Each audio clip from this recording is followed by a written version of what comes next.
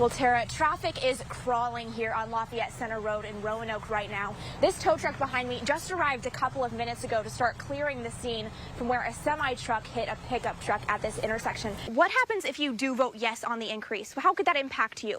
Well, let's say, for example, the county assesses that your home is worth about $300,000. Well, it's the 12th annual Deaf Festival, and yes, there's lots of food and fun, but the primary goal is to raise awareness about issues the local deaf community faces. Drew, meet my trusty steed, Caroline here. She is an absolute machine. And the 27th annual St. Joe Pickle Fest is back, and it's kind of a big deal. The public restroom has to have at least one stall that's 60 inches wide and 60 inches deep. But Warren's public restroom only measures 36 inches. Now, the coroner has not released their names yet, but I do want to show you the memorial the community has built just over the last 24 hours. They've put up balloons as well as flowers and teddy bears to represent each member of the family. I'm live at the Indiana-Michigan Power Building, where I've got my feet planted firmly on the ground floor. But way up there on the 26th floor, there are 3 brand new baby falcons. Now, Jack, I did notice that you happen to not be wearing any green, and a Good Samaritan brought you your shamrock friend so that you don't have to get pinched. Tell me, what is his name? Tara, I'm live at the Drake Terrace Apartments in Kendallville, where police say that man fired hundreds of rounds overnight at this apartment complex. Now, behind me, you can see they're still trying to board up this damaged second-floor apartment building where police and SWAT teams actually had to tear off the walls to get the man who had barricaded himself inside. But as I spoke to residents today, I learned that the property damage was not the only wreckage left behind. 13-year-old Jaden knew his neighbor Michael was not a safe person. He rides around town on a little pocket bike. I only saw him once. We just, everybody called him Crazy Mike, so I was just like, oh, there goes Crazy Mike again. But he never thought he'd have to go into protective big brother mode until yesterday on the playground. He started hearing, like, just pop, pop, pop. And that's my initial thoughts was those were gunshots. Indiana State Police say the shooter started open firing on the complex from inside his second-floor apartment at around 7:30 p.m. So I picked up his skateboard and I was about to pick him up, but the cops said, run, just run. They weren't the only ones at the park. Allie and Livia's minds and feet raced. Are we gonna, like, die, or are we gonna be, like, a hostage? They all ran into their apartments and hid. We're huddling in my parents' bedroom. It was super scary. Trying to stay as quiet as we can so he didn't hear us. The shooter fired hundreds of rounds, according to police. My house is, like, all torn up. SWAT teams finally took him into custody just after 6 a.m. He died from his injuries while inside the ambulance. Police say they don't yet know what those injuries were, though. But the hours of gunshots left material and emotional wreckage behind. It scared me. Then I started crying a little. It's kind of nerve-wracking still. They say they're relieved to be alive, but it will take time before they feel safe again. And the kids' parents tell me their schools have reached out to offer counseling, and they will probably take advantage of that just to make sure they truly process the entire event. Live in Kendallville, I'm Briana Byus, Fox 55 News. As of January 9th, 2024, Jonas Hubley is officially a U.S. citizen. I can't take the credit.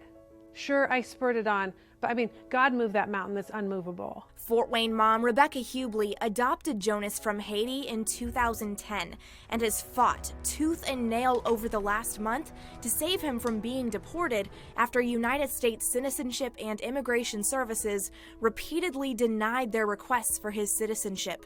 If they did not give him a favorable decision and grant him his citizenship benefits by January 14th, which really had to be January 12th because tomorrow's their last working day before the weekend, he would have to wait 5 years to naturalize. Jonas is blind, nonverbal, autistic, and has cerebral palsy, so she says deportation would be a death sentence. She started a social media campaign, wrote a letter to the president. Dear Mr. President, I am contacting you today for a Christmas miracle. And traveled to New York City to spread the word.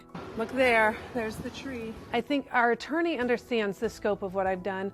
To me, I am merely Rebecca Hubley, a mom fighting for my son's rights. Her attorney, Kelly Dempsey, based in North Carolina, says she sees cases like Hubley's all the time. I have 4 families right now in Fort Wayne, Indiana, who are experiencing the same thing that Rebecca's going through. I mean, Rebecca's one of them. So 3 more with families with special needs kids, kids from hard places who are being sort of prevented from keeping their family together or bringing their family together because of U.S. immigration. That's why the Hubleys intend to keep fighting to help others. Their next stop, the U.S. Capitol. I am really urging for the Senate Foreign Relations and House Foreign Affairs Committee to hold congressional hearings to hear from families who are experiencing this. She says USCIS used to have a helpline for families, but they shut it down about 6 months ago.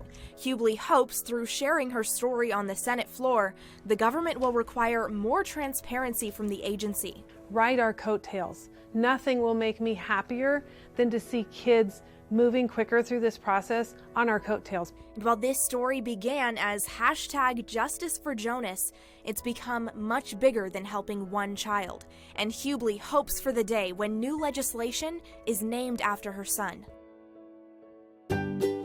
If you look around the Fort Wayne Farm Show, you'll mostly see men in boots looking for new farm equipment. You can find almost anything in here with over 400 companies. You have, whether it's you're looking for equipment, whether it's tractors, sprayers, fertilizers. But sisters Diana Bales and Sally Rosander aren't here for the tractors. They have ulterior motives. To come and look at the farmers and get free stuff.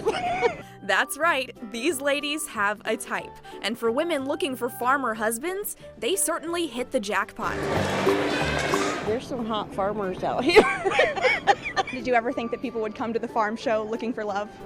Yeah, you know, they say it's a one-stop shop. I guess it really is. Show director Dan Slawinski says anyone can find something that sparks their interest at the farm show. So I took it upon myself to talk to some farmers and ask them what they would want a woman to walk up to them and say. Want to ride in my big green tractor? One couple I spoke to didn't want to talk on camera, but they say that they think the Fort Wayne Farm Show is pretty much the best place a woman can go to find a husband. Their advice to any woman on the hunt is just to walk up and make the first move. But for farmers, the show means much more than a place to wrangle a spouse. We have the farmers that come every year, and that's because there is new technology, but there's also new companies. We also have 34 companies that have never been here before. It's the show's 35th year, and Slawinski looks forward to another 35 years of bridging the gap between farmers and vendors. Bales and Rosander look forward to many more years of looking at farmers and collecting free stuff. Like the 500 pins that we've got. You never have too many pins.